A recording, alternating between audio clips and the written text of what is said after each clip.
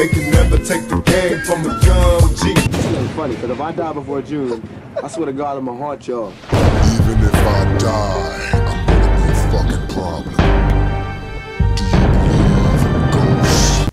Man, you gotta give me an untold, like, crazy midnight, man. You ever been in the studio at night with Tupac? Yeah. I've been in the studio at night with Tupac after he died, remixing his, don't do that little eye, like, don't do that. No, you know, Tupac has a way of, his voice kind of low-key, like, haunts the studio a little bit. Get the fuck out of here. I wish I was lying. Make your hair stand up, bro. It's shit be happening in the studio that make the engineers afraid, and they get up and walk away from the board. I seen it happen at Henson recording in LA on La Brea. Damn. Yeah, we was working on Loyal to the Game, and he low-key haunted the studio. You know, there's something eerie about this studio. No, the studio I'm talking about is I think it's the A room. The legend is that Karen Carpenter haunts it because she was signed to A&M. It's the A&M studio. Karen Carpenter dead? Yeah. Get out of here. They said, yeah, I mean, you know. But they said she haunts the studio, so they put this big crystal. Now that would scare the shit out of me right there. No, it's real. So you walk in, you ask, what's this big crystal in the wall for? They tell you this is to equalize the energy of the room. It's like, all right, I know what that means. Yo, YouTube, what up? It's your homie Gab. I'm in the building, and this is MAKAVELI Media. Right on time for Halloween, y'all. Your homie Gab is back with a spooky video. DJ Quik did an interview with Jack Thriller on This Is 50. And in this interview, he said that Tupac's ghost basically haunts the studio. And he creeps everybody the fuck out. And engineers and sound men straight up walked out the studio. And some people might find that a little hard to believe or skeptical about it. I'm not here to try to convince you that there's some other things out here in the world that we can't explain, such as the supernatural, but let's just say there be some weird shit going on. I can tell you firsthand.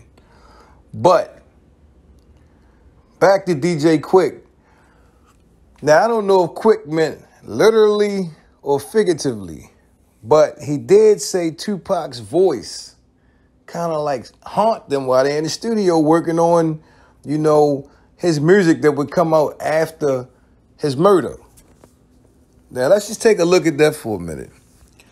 Imagine it's late, because he said late night or midnight. Same difference. You sitting in there, it's probably just Quik, maybe an engineer or two, and you got these Tupac acapellas that you trying to line up with a track, and you running the vocals back, and you cutting this, and you pacing that. I guess it can get kind of spooky, especially if this was a studio that Tupac actually recorded in. He actually stood in that mic booth. He actually looked DJ Quik in the eyes.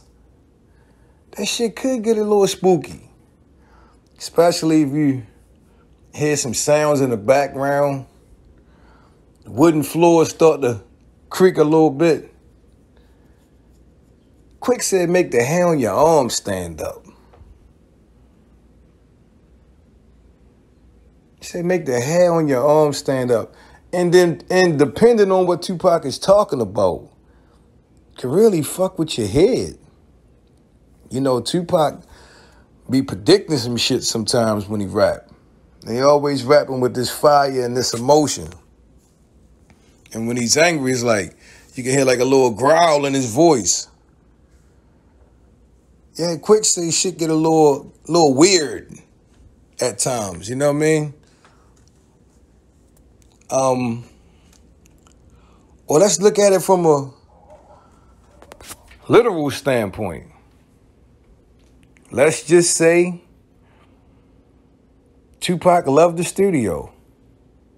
We know this because anybody that was around Tupac would tell you the recording process of music making was his thing. The man loved to be in the studio. Blew Suge Knight's mind. Like all this shit he rap about girls and all that. All he wanted to do was be in the studio. They had to bring that shit to Pac. Because Pac was at the studio. If Tupac was murdered, where's one of the places you think his spirit, if he could travel, where do you think you could find it at? Probably in the studio. He would probably make a trip there from time to time. Because that was his passion. That's what he liked doing. And, you know, hate to get all deep and heavy with shit, but, you know, when they say people die suddenly like that or tragically, you know, can they be at peace? I don't know, but they say, you know, they like to stay around things that was close to them and to the people that was close to them. So if it is at all possible that this particular studio DJ Quik is talking about, if Quik said it's haunted with Tupac's ghost or Sharon Carpenter's, who are we or who am I to say it isn't? Because we wouldn't know until you step foot in there and you're like, whoa, something ain't right. You ever go somewhere and just get vibes? Be like, yo. It don't happen all the time, but you know, sometimes you just go somewhere and it's off. It's a true thing. I mean, you got people that pay money to stay in haunted hotels and stay the night in bedrooms where people was stabbed to death and shit like that. I mean, it's some weird stuff going on out here. You know, or let me stop saying weird. Let me say strange. That's a better word. I can tell you some stories, man, but that's for another time. But I just thought this was interesting. The DJ Quik actually said that Machiavelli the Don's ghost haunts the studio. Do y'all think Quik is bullshitting?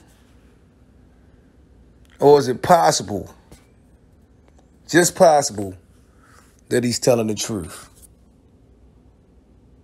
Leave your thoughts in the comment section. Don't forget to sub to the channel. This is Machiavelli Media. Turn on them post notifications so you'll be the first ones to get it when I drop that shit. It's been a pleasure as always. I'm your homie Gab.